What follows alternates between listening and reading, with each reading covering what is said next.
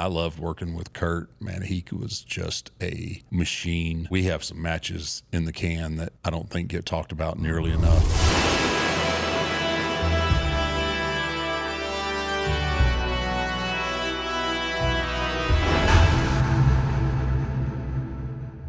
How are you, buddy? I'm great, Mr. Undertaker. How are you? That's the way I like to be addressed. Yes. As Mr. Undertaker? Mr. Undertaker. I'm tired of all this Mark stuff. Yeah, It's you're getting no old. Mark.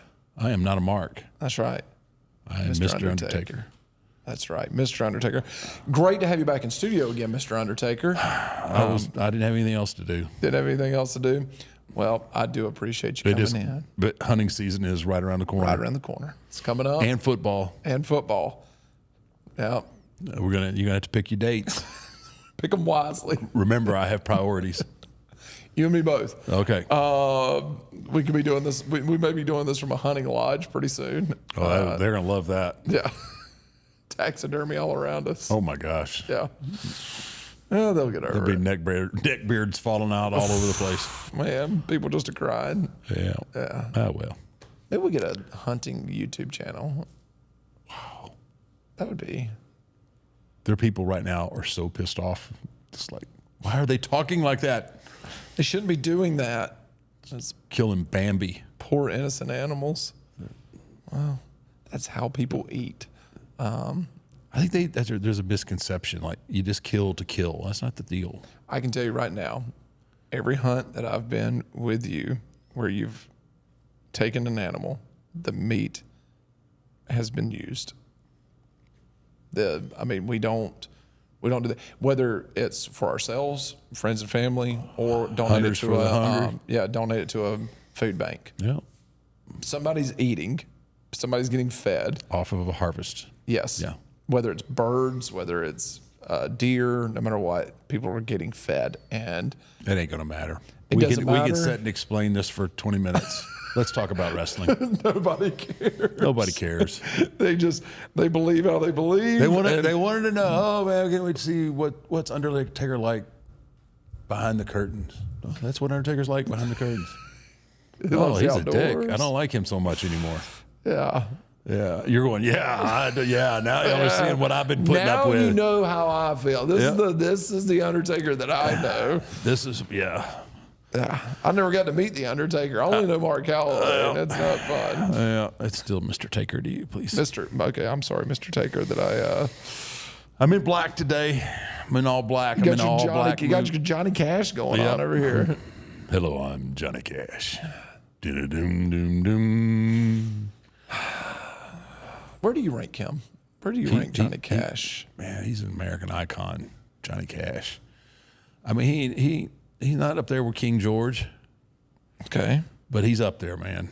Do you put George Strait above Johnny Cash? Oh yeah, way above. There's George Strait, and then there's everybody else. Really? Yes, that's how much I think of George Strait. Yeah, he's from Texas. Oh, I know that. Yeah, and I mean, man, there's some good ones out there. I mean, I put George Jones up there. George Jones is good. That was Paul Bearer's favorite. Yeah. Oh my gosh, Paul Bearer loved him some George Jones. True story. In his briefcase that he carried for all those years, he had 5 or 6 8x10s of George Jones, just by some weird chance that we met him. He's like a fan. Oh my gosh. I would, oh my gosh, and I love George Jones. Yeah. Don't get me wrong, but I would make fun of him just unmercifully. Oh, I would talk so much trash about George Jones. Paul would be legit hot at me for making fun of George Jones. Oh, he's the greatest country singer ever. Well, I don't know about all that, Paul. I mean, the possum. He was okay. He had a couple songs that were all right, but I would get him so worked up. My goodness, he would be so mad at me. I mean, he would not talk to me. Like, we would have a 300-mile trip. He would not say a word if I got too hard on George Jones. Now, was he the type of person that if he's driving, George Jones is going to be on. Like he's putting a Well, George whoever Jones. drives, whoever drives runs the radio. That's kind of that was kind of our written rule. Whoever's driving got to pick what radio or what cassette tape we listen to. Yeah. But yeah, he loved him some George Jones, man. Man, I love Waylon Jennings, and I loved Willie, obviously Willie. Merle Haggard. I mean, Merle's right there. I got to go. I was telling Dalton earlier. I got to go to Merle Haggard's tribute concert in Nashville. Probably the greatest moment, one of the greatest moments of my life. I got to see Willie Nelson and Keith Richards do a duet together. Shut up. Rolling Stones, Keith Richards? Yes. Keith Richards and Willie Nelson on stage together did a duet together at the Merle Haggard tribute concert. Wow. Yeah, it's What they sing? What they sing? God, I can't even remember now, but I know that they sang one or two songs together, and then at the end, everybody that played that night, which was they essentially opened up the front door of the Country Music Hall of Fame, and they all came out, and Loretta Lynn and Hank Williams Jr. and I mean like Aaron Lewis was there and Jamie Johnson was there. I think Darius Rucker played. I mean, it was so many people came out and played, but they all came out and sang "Will the Circle Be Unbroken." Wow. And that was and with Willie and Keith Richards leading. How did I not get an invite to this? I'm going to be honest with you. I don't even know. I didn't want to ask you. I'm going to be honest with you. You were not on my invite list. No. At an event like that, I would love nothing more than for you to be there with me, because then I'm backstage hanging out with those guys, and that would have. There's very few times where it's like, man, I really wish that I was backstage, like getting to meet all these guys, and that was one of those nights where it was like, oh man.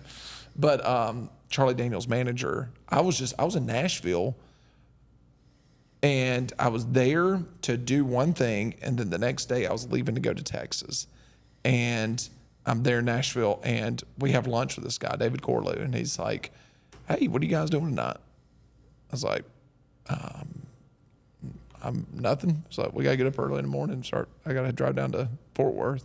He goes, hey, you want to go to the Merle Haggard tribute concert?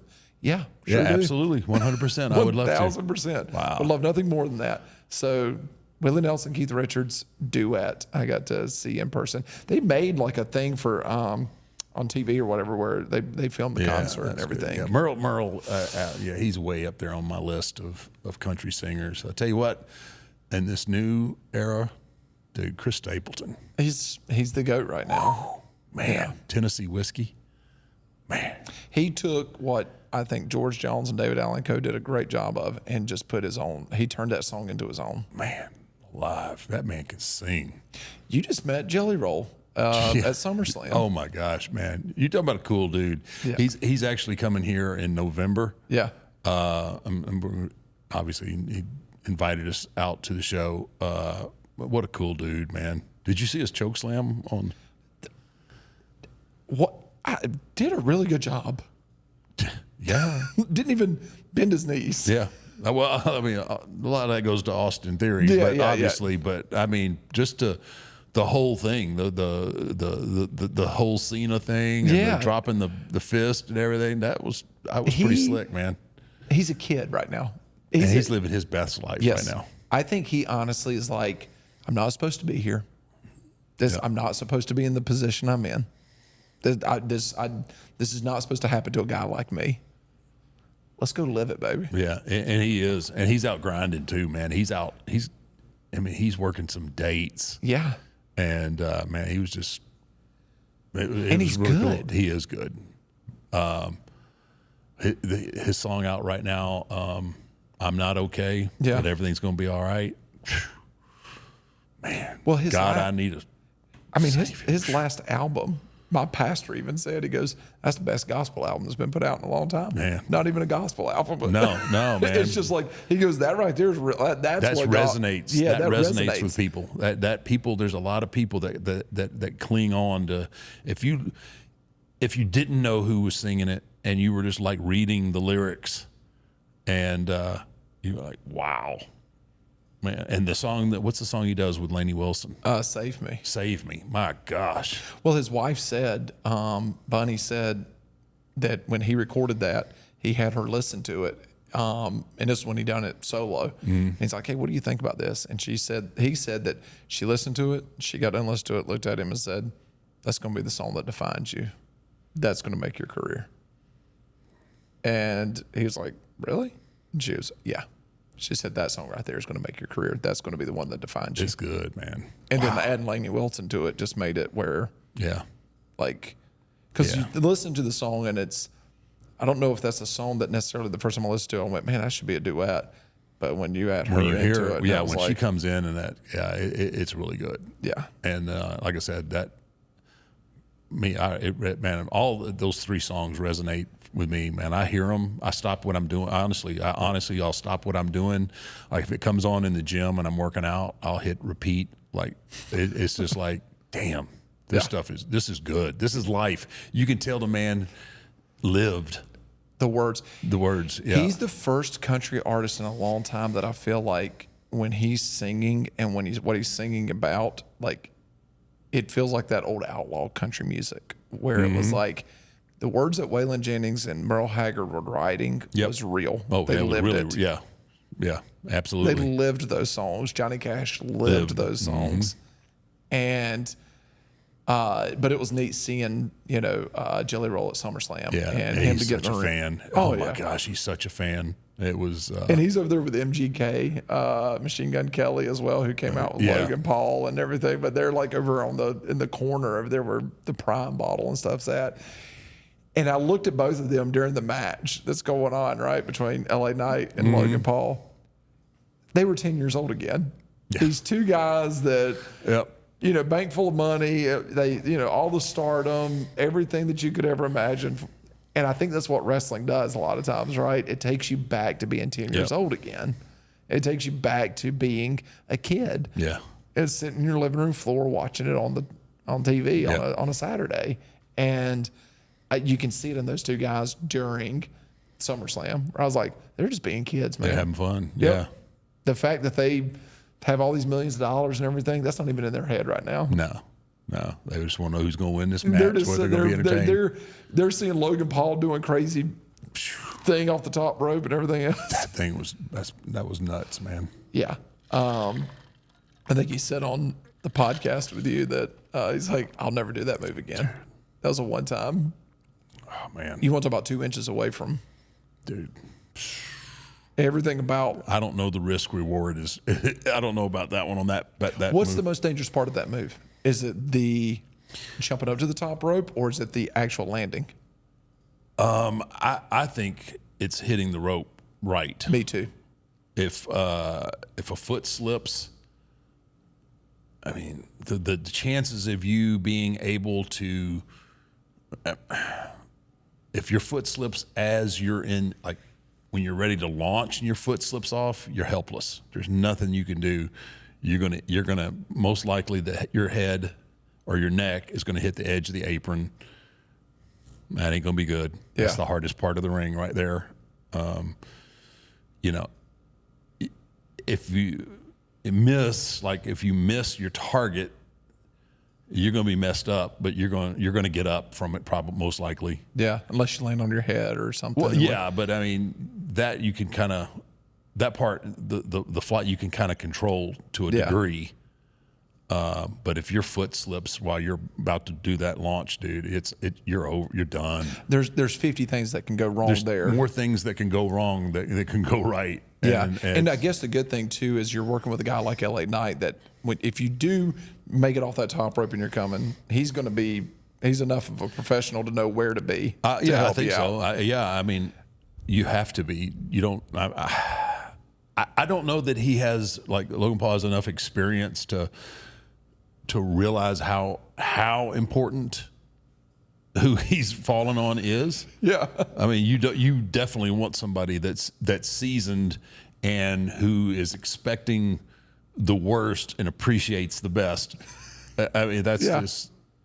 I remember doing my dive, and I went once, and somebody had olayed me, and I lawn darted myself once, and I remember Kane coming up to me and he goes, "Don't worry," he says, I'll be there. And that's all I concentrated on. There was like a group of people, like Vader was in this group, Kane, maybe somebody else. I just focused on Glenn, man. I said, I know my boy's got I know me. he'll go out before he won't let me lawn dart. And when you're your size too, you're almost like you need a Kane on that other end, or you need a Vader or something like that.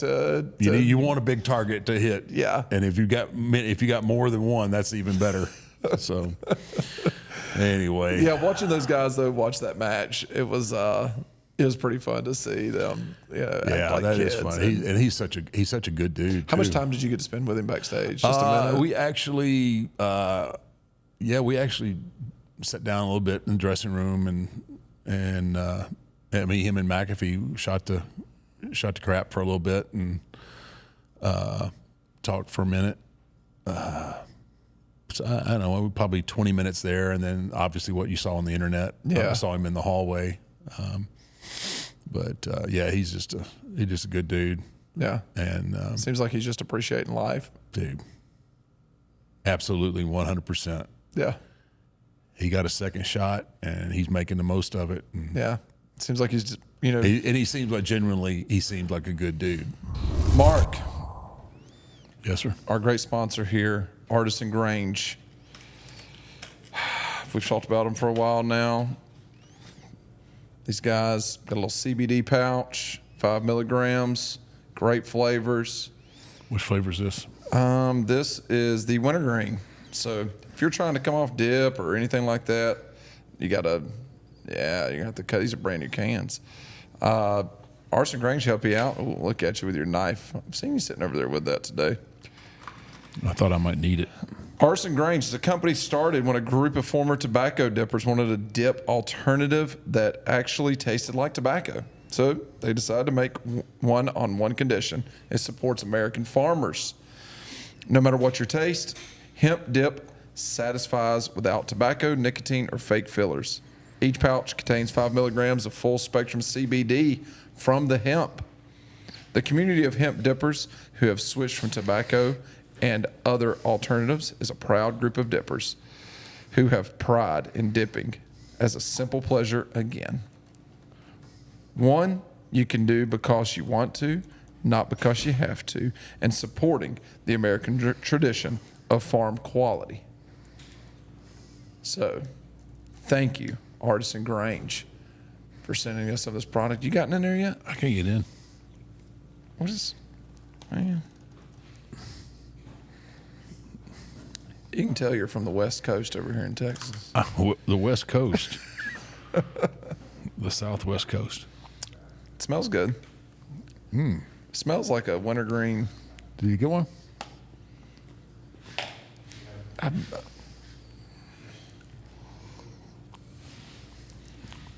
Yeah, it tastes pretty good. That's pretty, Yeah. That's good.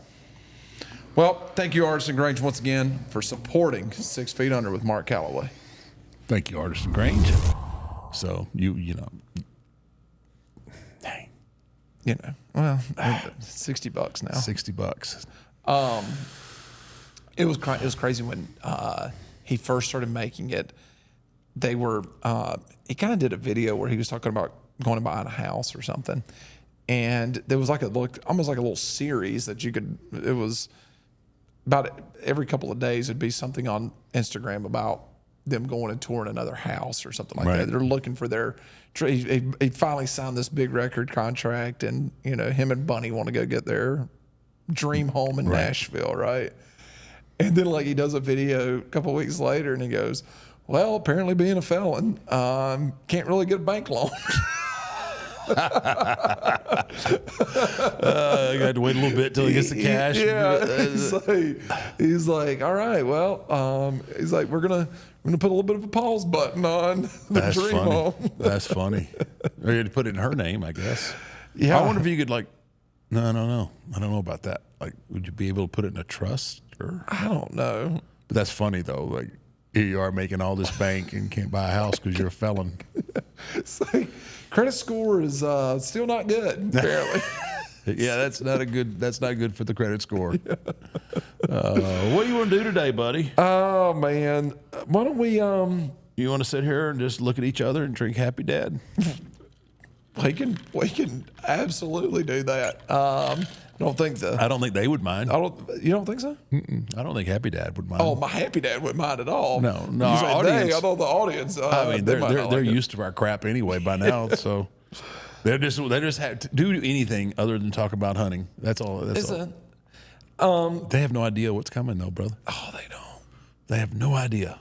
No idea. If they can just wait out a little bit longer, Couple of weeks when football season starts, hit that unsubscribe button. If you have subscribed, go ahead and hit that unsubscribe button.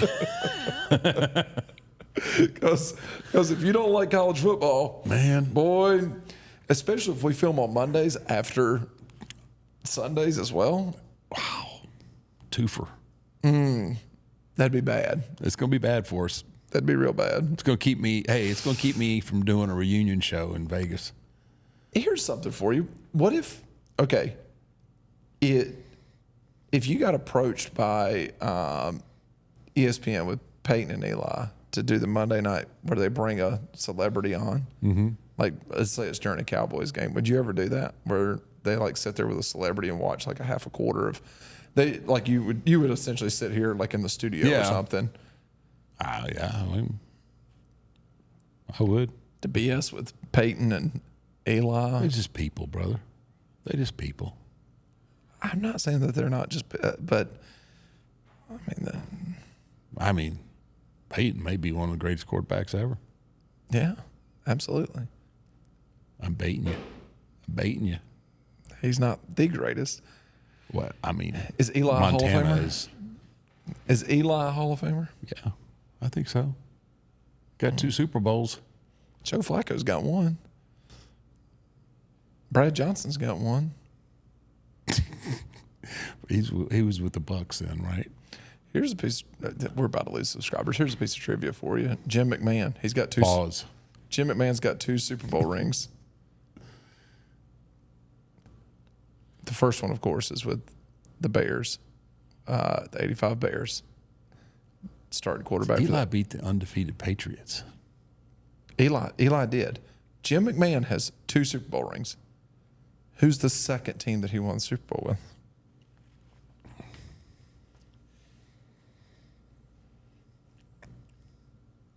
Give me a second.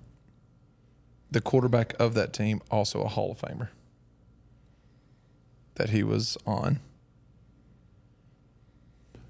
Bears.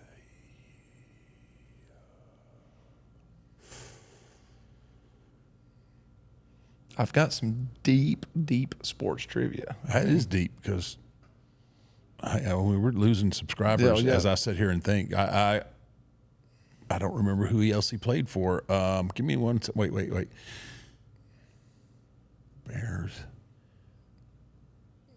You're never going to get it. I probably won't. Wasn't the Packers, was it? It was the Packers. Packers, when they beat the Patriots with Brett Favre. See, check me out. Check me out. I don't care. I don't care if we lose subscribers. How did that Rolodex? Look at that. That mouse got if it's important, I can remember it. See there, Packers. Look at you, man. You're impressed, aren't you? Screw 21-0. Good Screw guess. all that, right? Good guess. That was a good guess. That honestly was a good guess. Screw the streak, all that stuff. The fact that you knew that Jim McMahon, or that you guessed correctly, Jim McMahon played for the Green Bay Packers. There was some deduction and reason in that, but yeah, all right. But yeah, he was the backup. Carry on. Backup to Brett Favre. Carry on, young Matt. I'm on a roll today. Very impressed. So I got some questions for you from some fans. And this one, I'm actually really interested in finding this out too. It's from Abbas Zadvar. Do you pick these questions out? It seems like you would get names that you could pronounce. Oh, no. Dude, you could put Jim Miller on here and I'd end up screwing up somebody's name. Jim Miller. Yeah, I'm terrible. Jim Miller. Oh, Jim Miller. All right, well, we're going to call this guy Jim Miller. All right. Abbas. Mr. Taker, thank you for all the awesome memories. Do you have any fond memories or wonderful stories about Gorilla Monsoon and or Bobby the Brain Heenan?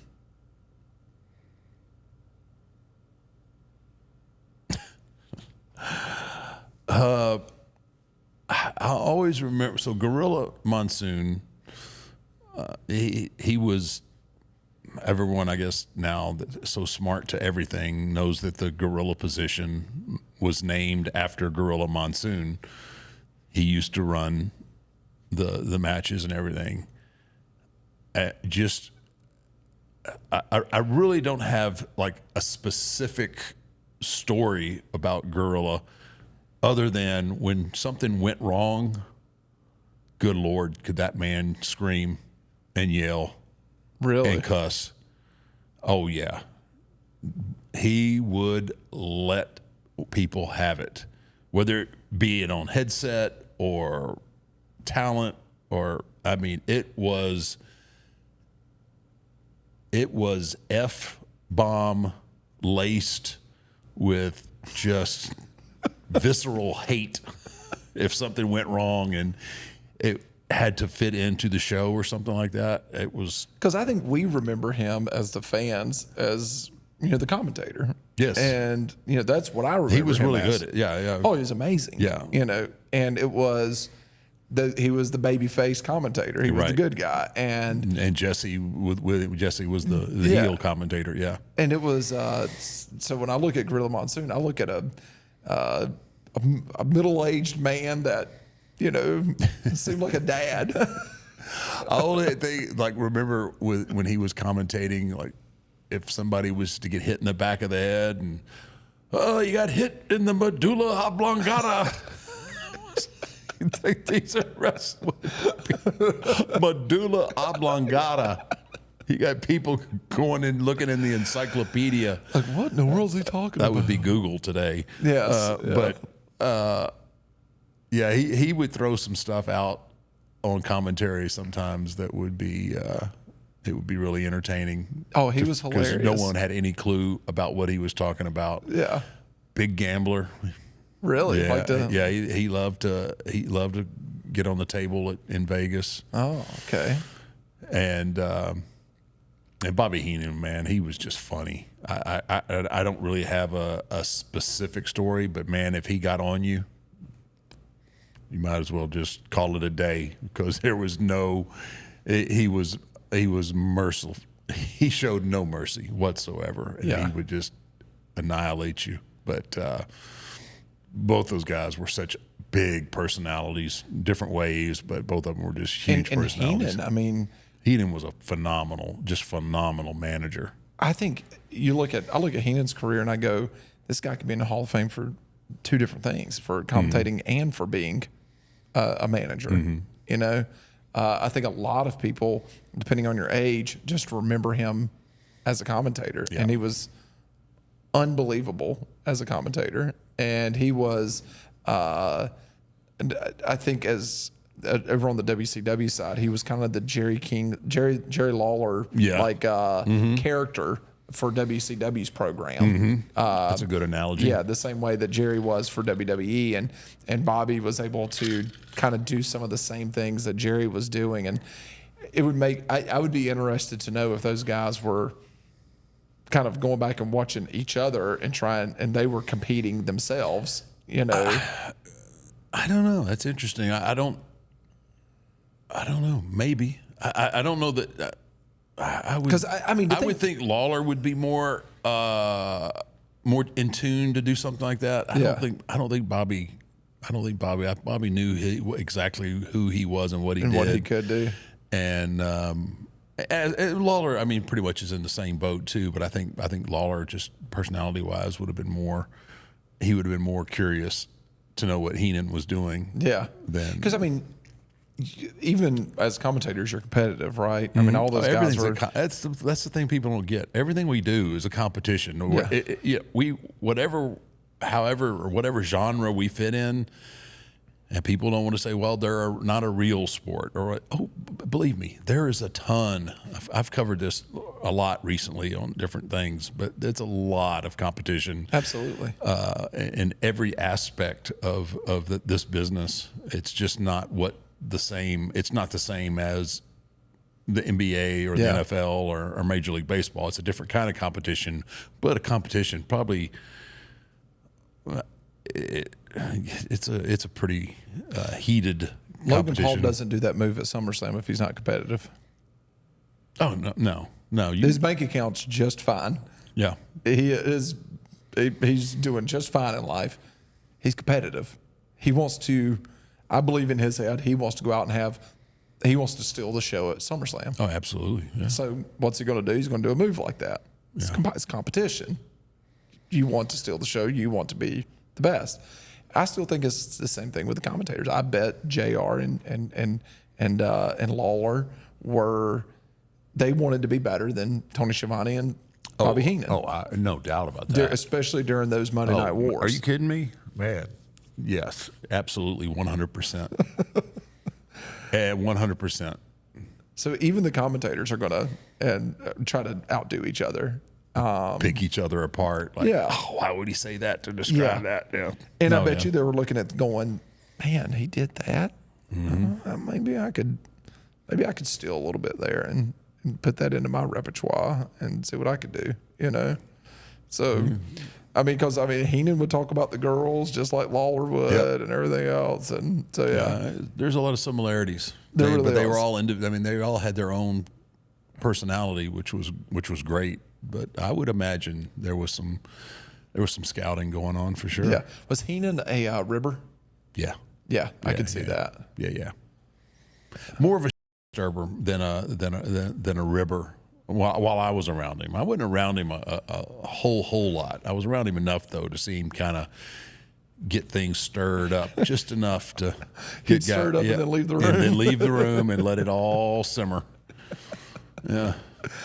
Oh man! And you think about the guys he managed, though, being on the road with Andre like he was, and he's got a pretty nice resume of a talent that he represented. I mean, there was a time there you'd watch a pay-per-view and it felt like you guys, there would be where y'all would get on the little rings and they would bring you down to the on the real long entrances. Yeah, like you'd get on those little rings and it would drive you down or whatever.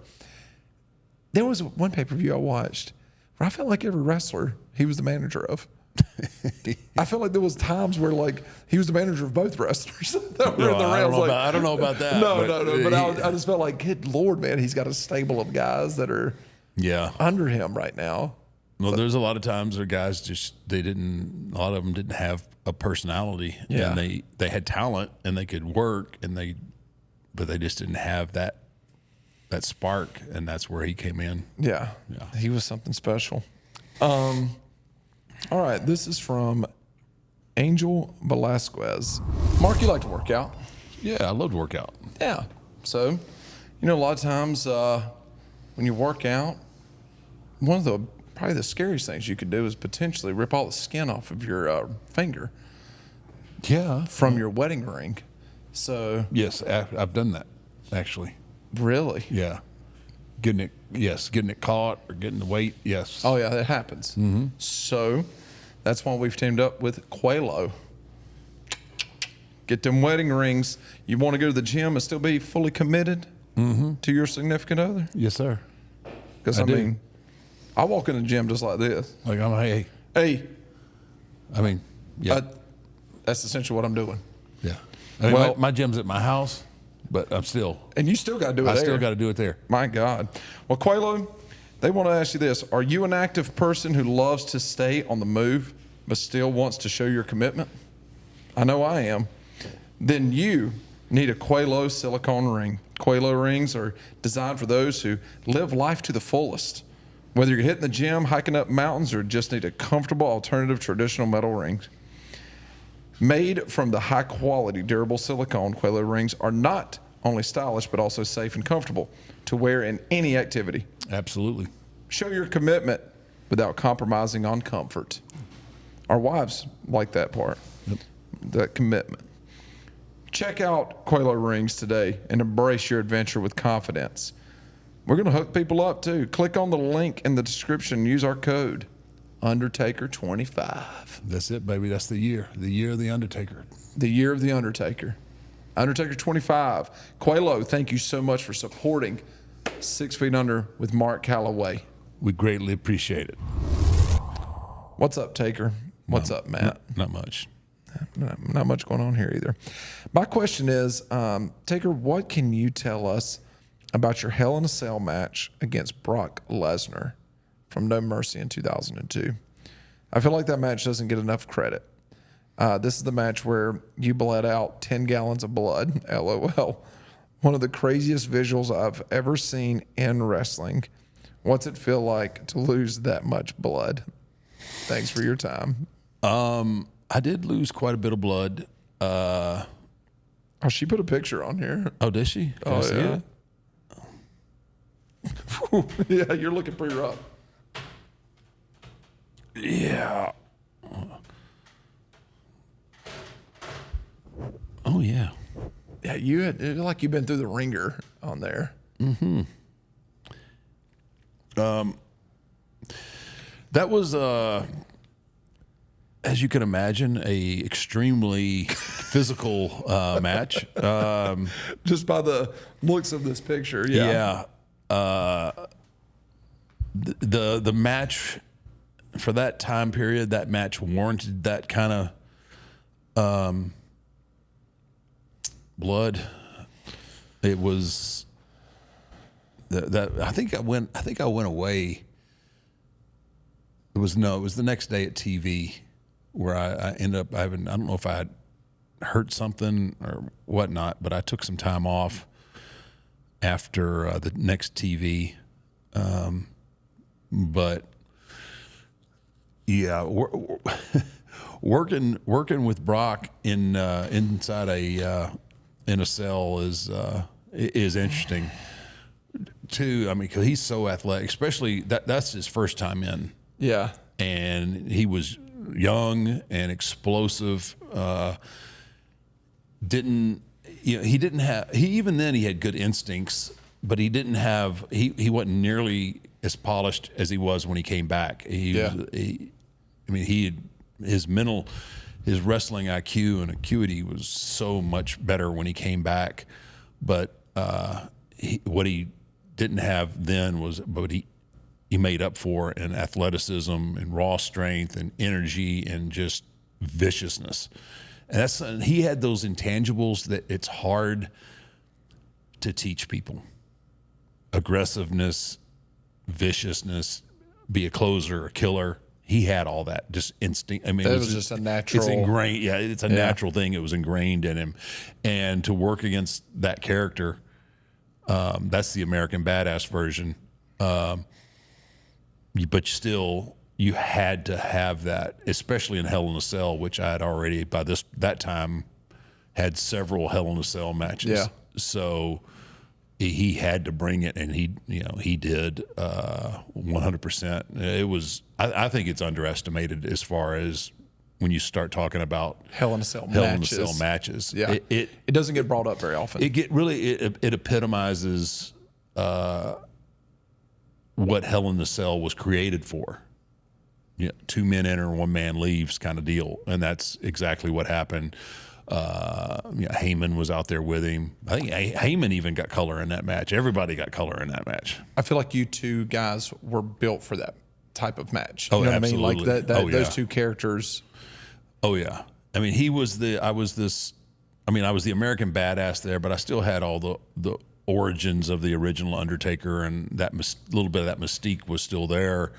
And he was just he was a killer. I mean, he was just that guy that had that mean streak, and viciousness and just Did he's you- an animal. Did you like wrestling Brock Lesnar more as Undertaker or more as the American Badass? Either one, really. It didn't matter because it didn't matter. I don't think it mattered to him. Yeah. He was always aggressive. And that was the key for people to be successful working against me is they had to be aggressive. Yeah. And a lot of times people would be intimidated by the character and everything, my history and everything else, that they would wait for me to, tell them to, okay, come on, let's go, bring it. I never had to tell Brock that. Brock just, he was pedal to the metal. Did he know how to was slow another down though? No. When His needed- timing, when everything was good. needed No, to- everything was good. Yeah. But just that I didn't have to tell him when to be aggressive, when to be that killer animal kind of person. knew. He just knew, and he had that, and it didn't matter which character it was. Yeah. I think he probably throttled it up even a little bit more when I was in that original Undertaker character or the darker side of it, because just of the supernatural part where I'm going to set up and do all Yeah. that. So he had when he had me down, he didn't let up. He didn't glad hand. He didn't look around. He stayed on me. And that's what my character always, if you're going to get sympathy on it, it has to be that way. And it didn't matter if you were a big guy or a little guy, you had to be tenacious. And if you got the Undertaker down, you had to be able to keep him down. Yep. And if you didn't get that, it's going to be a long night at the office. It's going to be hard. And every time you get him down, try to pin him. Try to beat Absolutely. him. Try to beat You him. just Every try time. to beat him. Try to win and get away, and you're going to be good. But if you were timid in any way, man, it'd make it a hard night, because it's me having to try and pull that out of whoever I'm working with. And I never had to do that with Brock. Did you ever wrestle anybody as American Badass and as Undertaker, and they worked differently with you as one character versus the other? Yeah, I mean, I couldn't give you a name, but people were a little different. Obviously, there were more liberties that you could take with the American Badass, because I was just a big biker kind of guy. You're humanized as that Absolutely. character, so like you could do Yes. things different with that character, Right. than you necessarily would with the Undertaker. Yeah, I mean, you work off of what I'm doing too. So, and they were really polar opposites. Although I mean, I maintain a little bit of the mystique just from all the years prior, but the American Badass kind of took the shackles off of me of what I could do creatively, and that's what I needed. I needed that break, and that. And it kind of feels like maybe it almost took an edge off of your opponent too, to where they feel like they could feel like now they're just wrestling now I'm wrestling a human being, and I can wrestle this person maybe like I typically would just any other wrestler at that point versus the Undertaker. Yeah, just the thing was that I was so big and agile and all that. They had to be tenacious. Like my better matches were with smaller guys. Yeah. Sean, Kurt, those guys, and those guys were tenacious. They were vicious. They got me down, and they realized that this doesn't happen very often. Yeah. So we have to take advantage of that. Kurt was great at it. He's another one that had that. I think it's that a little bit of that amateur background that comes boiling up to the top there. You just have this natural aggression about you that's always going to be there, but you know how to control it because you've been in such this Olympic wrestling or this amateur wrestling background where you have to be able to control it, and you can't show those emotions. Yeah, and if you don't, then you're probably going to be a short-lived career. Yeah. We're trying to have a 20-year career here. We're not trying to have a 20-minute career. Yeah, absolutely. But I enjoyed. Although my record against Brock was not really good, I think I only beat him once in a pay-per-view. But I always enjoyed working with him. I think he's one of the few people that has a winning record against you. Like he has the best winning percentage against you. Yeah, by far, I think. Yeah. And then I loved working with Kurt. Man, he was just a machine. we have some matches in the can that I don't think get talked about nearly enough. For storytelling, of more so than anything, is just because there was a huge size discrepancy between me and Kurt, and just him whittling and whittling and whittling and whittling and trying to get me off my feet and trying to get me off my feet, and then when he finally did get me off my feet, just turning into a Wolverine and honey He's badger. Another guy that just never needed a belt and really never even needed to work, and he could still. Oh, he's so entertaining. I mean, he could still draw money just knowing that he's going to come out at some point and talk on the mic. People would show up. That was the gift he had. I tell people this all the time. Like, for somebody with his background, those shoot wrestlers take it really, really seriously. Yeah. And there's very few times that wrestlers that have been really successful in the amateur ranks turn that around and become as successful as Kurt was as a professional. And that's because he got it. Yeah. He got the business, he understood it, and he could go backstage and do a vignette or a pre-tape or whatever and make himself look like a complete doofus idiot. But then when you went to the ring, brother, I'm telling you, you had to have your boots laced up tight, because that dude could go. He was a machine. Yeah. And it just, between the two of having all of this personality and this willingness to put himself out there and look silly and dumb, you knew it, ding, ding, ding, brother, it's go time, and you better have them laced up tight, because there's a lot of guys now that are working that I think Kurt Angle could do good business with right now. There's a lot of guys that I wish that Kurt Angle was still around, just so he could teach them how to work. Yeah. Because there's a lot of guys right now that are in Kurt's, like, his size. Yeah. There's more guys his size than there are really big guys. And just to have Kurt's, and I don't know if you could, like I said, I don't know if you can teach it to have that kind of tenacity and that aggression. There's just a lot of guys that you just wait for it to click, and it just never does, to a degree where you go, ooh. Brock had it, Kurt had it, Shawn had it. Yeah. Shawn was ahead of his time with what he could do athletically and all the crazy moves and flips and everything that he could do. The thing with Shawn, when it came time for Dukes, like when it came time to throw soup bones, you believed him. Yeah. And that's just a gift. And I think that's a big part of what's missing with a lot of guys today. And it's good to see they're slowly kind of starting to get some guys that understand, and you're getting guys that are getting over again. You're starting to rattle off names, and of course the first name that pops in my head is Gunther, and I'm going, God, I'd love to see him wrestle Shawn Michaels. I'd love to see him wrestle Bret Hart. I'd love to see him wrestle Undertaker. That's who I would have loved to have seen him wrestle. I told him that the other day. I saw him Monday night, or not Monday night. It's been a few weeks now when I saw him in Austin. I was like, man, I would have drawn a lot of money with you. What'd he say? And he was like, he was very gracious, and it's like, he probably thank walked you. away. He was probably like, oh my God, I can't believe Undertaker. He was very gracious and thanked me. And I told him, I said, you're my guy. He goes, I hear, his kind of his accent. Yeah. He goes, I know, I hear you've said really nice things about me. I said, yeah, don't screw it up. So, gosh, okay, I know we were going to do some more fans questions here, but we're talking about Brock Lesnar for a minute here. And of course, everyone's asking, is Brock going to come back? Is he going to come back? Is he going to come back? And I don't know if he's going to come back or not. It doesn't have to.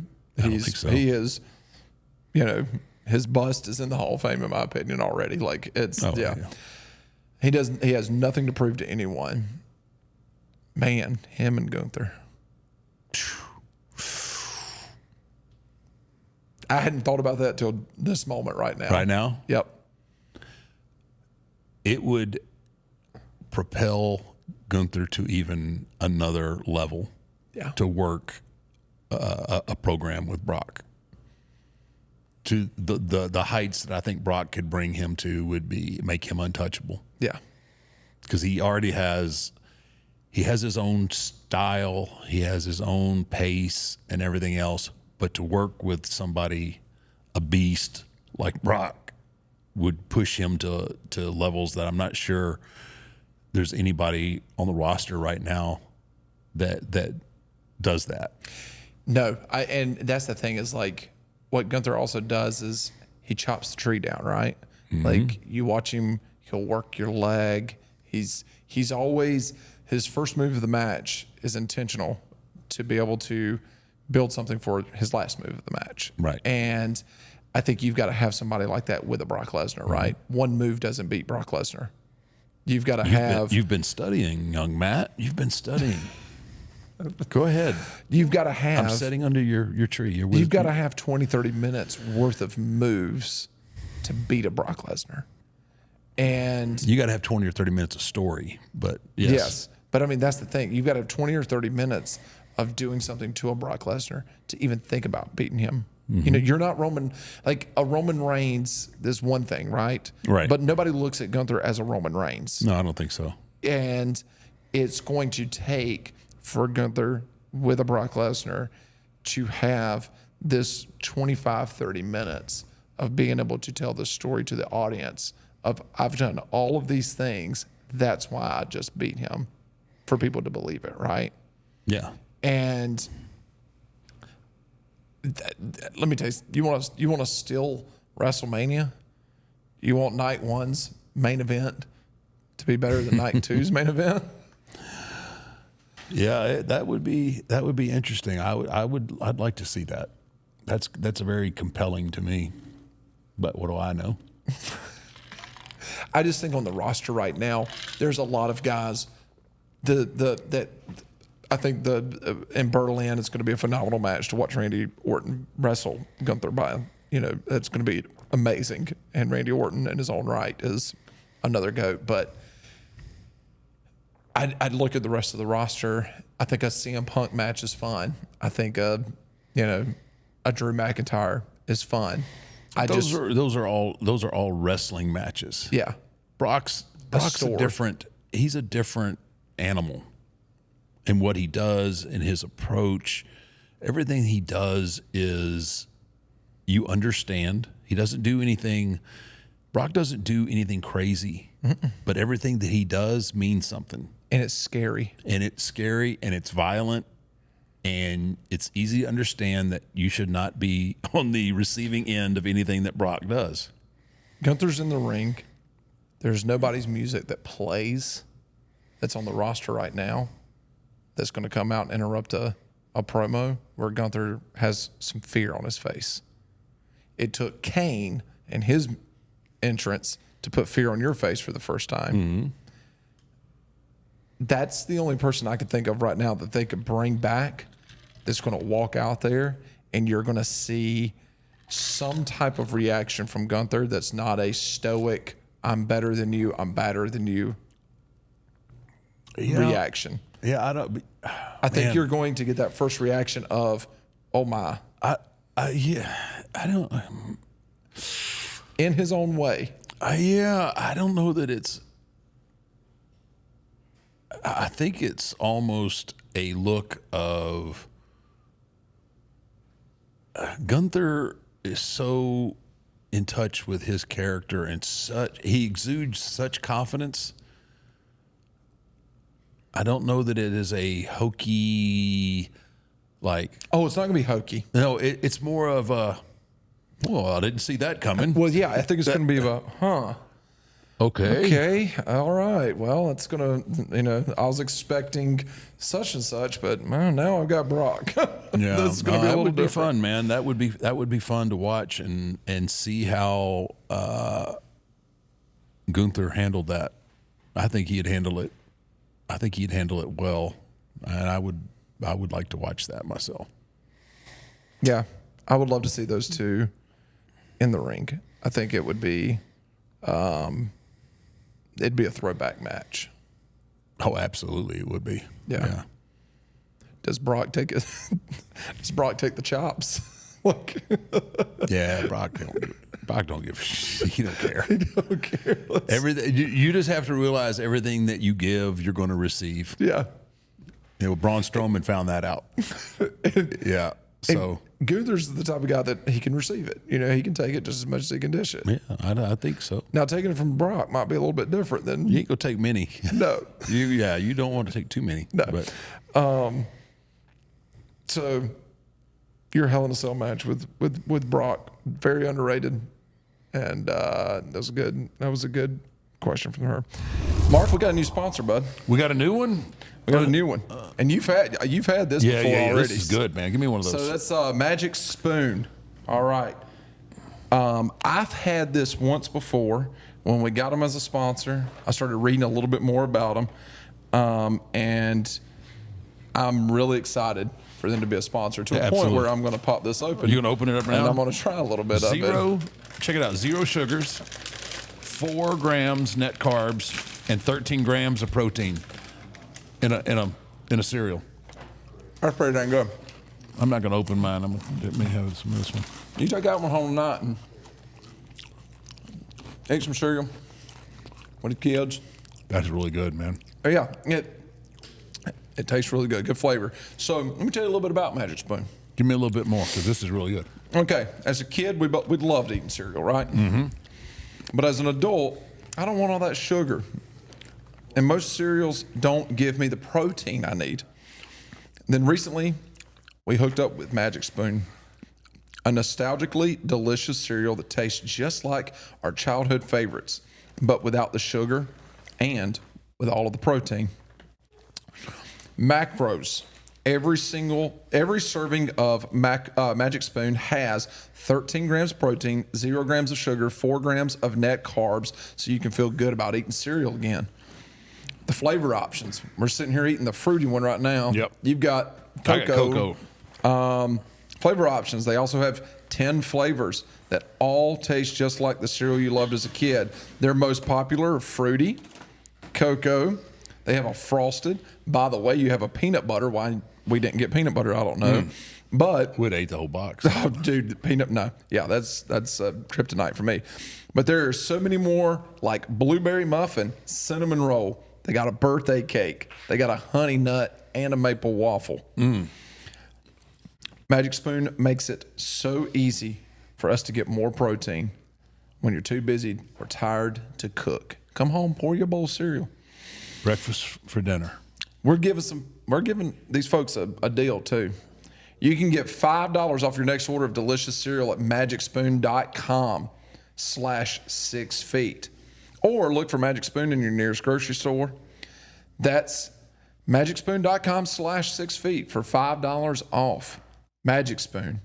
Hold on to the dream. I like that. That's a nice little catchphrase. Yeah. Bruno Bonifacio. Bruno, sounds like he might be a made man or something. Bruno, yeah. So he said, "Don't worry, Taker. I went up side Bernard Bonifacio, whatever you say your last name, ahead for asking you that dumb-ass question about cucumbers. He's my twin brother." So his twin brother asked you a question about cucumbers a while back. Bruno's question is, my question for you are, when did you first meet Yokozuna? I've heard about the interaction you had with Vince when you saw Yoko perform and wanted to work with him, and Vince sicked Giant Gonzalez on you. But I just wanted to know about your first interaction with Yoko in person and how many turkey tails you think Yoko can eat. Big fan of the show and your career. Also, this last question, Matt, when did you and Taker first meet, and were you intimidated at all? Yeah, damn right he was. I remember the first interaction that I remember. It doesn't necessarily mean that was the first interaction. Was after the interaction I had with Vince. Yeah. Watching him work. I remember I was in Baltimore, Maryland, your old hometown there. Oh. Anyway, I remember going up to him after his dark match and just kind of singing his praises and telling him what a great job he had done, and that one day me and him were going to make a lot of money together. Yeah. And we may have had cocktails that night. I would not rule that out. That doesn't sound like y'all at all. I know. I doubt it. But yeah, that was the first time I knew I'd seen footage of him in Japan as Coquina Maximus, and was just like, oh, this guy's awesome. It's a cat. He's a cat at 400 pounds. He could do things that your eyes could not process and your brain could not process. You're just like, there's no way a guy that big can move that like that. And he was so special, man.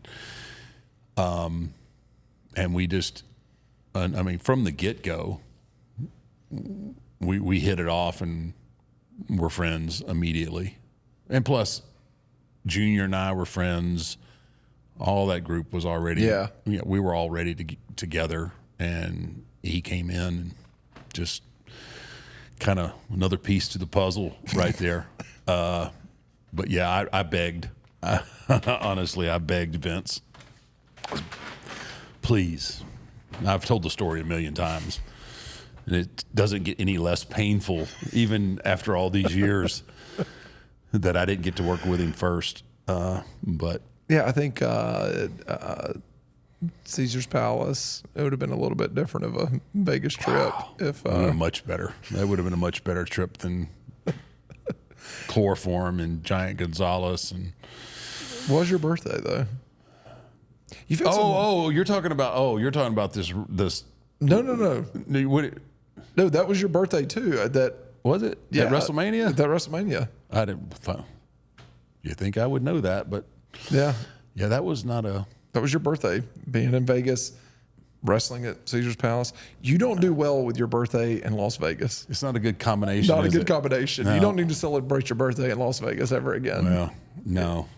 That'd be absolutely fine by me. Completely okay with that. Completely okay with that. Yeah. Yeah. You and Yoko, though, I mean, y'all worked together a lot, later on. But yeah, that was. It was still special, and we still did well. But I think if we would have got to come right out of the gates with it, man, it would have been.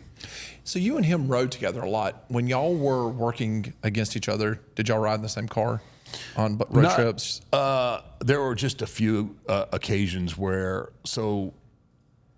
when the group was all together, when all the BSK were together, we all would usually be paired up. In Florida, Paul Bearer always did his own deal. Like he always rode by himself. So normally that would put me in my car by myself. And we would, kayfabe, man, it was so great. It was so great. But we'd all be staying at the same hotel. Yeah. We'd all leave. We all left at the same time. So you can imagine, 5, 6, either town car or Cadillacs pulling out. When we get out of this is how over the top I was with kayfabe. We would get out of Tampa. Like I remember specifically going from Tampa, and we had to go down to right outside of Miami, not Fort Myers. It was Fort Lauderdale. Yeah. We're going from Tampa to Fort Lauderdale. We got out of the city limits. We all pull over. And Yoko would get out of the car he was in, and he would jump in my car. So it's all alligator. When you get down there, you go Alligator Alley, right? We're all doing 100 miles an hour across Alligator Alley. We would get on the outskirts of Fort Lauderdale. We'd all pull over again. Yoko would get out of my car and get into whatever. You could probably usually get back in Junior's car. And well, I mean, that was a problem with what's it, Hacksaw and the Sheik. Yeah, they were in the same car together. Most people didn't take it to the extremes that I did. Yeah. But yeah, that was always in the back of my mind. Was Hacksaw and Sheik. Like I'm working a program with this guy. I can't get pulled over with him, and then driving 100 miles an hour. Would y'all do that too? Going out to bars and stuff? It was like, we can't really go hang out tonight. No, that was kind of where it all fell apart. With once it got to the wee hours of the night and the morning, we would come in separately. Well, most times. Yeah. But by the end of the night, it was just all the boys were together, and we had good intentions. But by the end of the night, once Mr. Daniels came on the scene, it was yeah. And the venues you were in, those folks didn't really care too much about whether you were a rival or not. No, and two, it would have been different if cell phones would have been as prominent. There wasn't any cell phones. Like I remember me and Yoko being the first two guys. We had the big brick phones. I don't even know if you remember those. Oh, I do. Yeah. We both ended up getting the brick phones, and man, we thought we were the shit, right?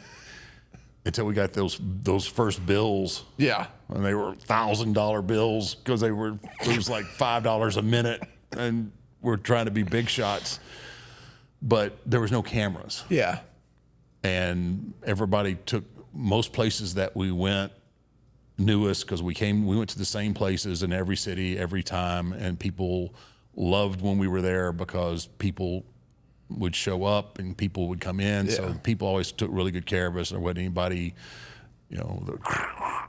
taking pictures or anything like that. So you didn't have to worry so much. Yeah, you didn't have to deal with that mess. It was a different atmosphere. This day and age, if kayfabe even had a pulse, then things would be different. We would probably, in this day and age, we'd probably just hang out in the hotel, drink there, and play cards and dominoes, and because we would have gotten way too much trouble. Otherwise. I thought about kayfabe the other day. Dominic, there was some pictures of like his wedding on like Instagram or something like that, and Rhea Ripley the same thing with hers, and I was like, man, I said this would not have flown. No, I can't even, like, I try to, I'll see things honestly, and I'll start to get mad because I just like, just kayfabe a little bit. But then it's just like, it's a different era and it's a different mindset. But then now you've got like a Liv Morgan who will like take pictures like of herself like in her house or room or whatever, and she'll have literally pictures of Dom. Like, well, that's next level. Like hanging up, and she'll still wear like a Dom shirt and everything else, and it's like, I was like, that's pretty. I think she's still living it. It would be so easy if somebody wanted to make the effort like that. Yeah. If you wanted to make the effort, you could have the whole world convinced of anything just about you wanted to, by the way you handled your social media. Yep. But a lot of times, you got people going out trying to be one thing on TV, and then they're doing something completely else on social media. And that's where, like, I've had to soften my views, because look at business. I can't write about anything because they're making just boatfuls and buttloads of money. And it's kind of tough for like a Dom to look at his wife and go, you can't post these on Instagram. You know what I mean? And she's like, well, we paid for this photographer. I want my fans, I want my family to see these and stuff. It's a different time, man. Yeah. It is. And like, I have to consciously not be that crusty old timer that I want to be. But it doesn't matter because they're still killing it, and it's just evolution, man. It is. I think there's a couple of wrestlers that still do. I tell you who does. I think probably the best job is the Samoans, man. That the whole like bloodline family and everything. You don't see a lot of funny stuff on their social and everything else. It's them boys are still they're still taking it serious. Well, they should be because they're making a lot of cheese and carrying a lot of weight. So. Yeah, those guys are still. You know, they're still serious about that. But some great questions from our fans. We appreciate y'all submitting those questions. We appreciate y'all listening. We covered some fun stuff, I think. You know, some memory brought back lanes. some memories, man. Yeah. That's some of them fond. I forgot. Yeah, I honestly forgot how much I bled in that Hell in a Cell match. It was a lot of blood. But it doesn't compare to anything like Eddie did against JBL and when they switched the title. Eddie was, he was a bleeder. Yeah. If you don't know what I'm talking about, go back and watch it. Yeah, Yeah. go back and watch that one. I mean, It was grotesque how much blood there was. I always, you know, I think that for me, there's 3 images that pop in my head when I think of blood, right? On The Crimson Mask. I just look at Ric Flair. Yep. You know, that blonde hair that blonde hair accentuates just it, be yeah. red, right? I think of course Austin. You know, he's in the sharpshooter. Yep. You know, bleeding. And I've mentioned this match before. I just go back to the Dustin Cody match that they had in had AEW. Little color there, right? Yeah, Dustin Old got school. He went deep. deep's not the word for it. Like, you know, they change out that mat in between, you know, matches these days. Yep. They had to change out 2 layers. I feel like it was, man, that was a lot of blood. Yeah. I can't believe he didn't pass out. Yeah. Like Good old days, man. I can't believe he didn't pass out. I'd bring a tear to a glass eye. Oh, it did that night. Make a fat baby poop. Well, they usually do. Well, another great episode. Thanks for showing up. You don't have to keep thanking me every week. I mean, if I'm not going to show up, there's a good chance I'm going to tell you that I'm not going to be there. Yeah, man, usually. And they'll figure it out when the seat's empty. Yeah. And you're sitting here talking to the Ern. No. So I kind of thought about an idea of having a guest chair that's empty, and it's our episode with John Cena. And we just sit here and like Interview him? everything for an hour. He definitely ain't coming on our show. No. He's way too busy. He's got, I think there's like 3 wrestlers that are probably like, nah, I'm good. It's, you know, Cena, Rock. I think Rock for multiple reasons. The main was last time he saw you. Yeah. Let bygones. Stone Cold, he doesn't want to leave the ranch. Can't blame him there and doesn't have to, so why would you? I got to show you the clip. Kevin Nash's podcast, his host or the co-host of the podcast asked him, he goes, they do fans questions. And one of them was like, Kevin, would you ever go on the Undertaker's podcast? You two are the same person when it comes to like how like you just, he's like, I mean, I guess, but like, you know, a lot going on, you know, got this. He has this response like, is he gonna come here? Is he gonna come to my house to do it? Because like, I don't know if I'm gonna go to Austin. I mean, Austin's that's a plane ride, you know. I feel you 100%. That's why we do these episodes, because I don't like bothering people. I was thinking while I was watching that, I was like, this is Mark's reaction. To every podcast request from someone else. It's like, nah, man, that's a plane ride. That's a plane ride, man. I gotta to go do a podcast. I like that person. That person seems really cool, and I'd love to talk to him. But yeah, unless they're coming here, brother. You know, it's a chore for me to get across town to here to do my own podcast. And that was how Kevin Nash's response was. It was golden. I got he gets no heat with me for that. Nope. Nope. I understand 100%. I was like, that is That is a Mark Calloway answer right there. He was like, I got this going on, and got some appearances I got to go to, and he's like, those are paid. yeah, Yes. and he's like, I mean, I don't know. Yeah. That's great.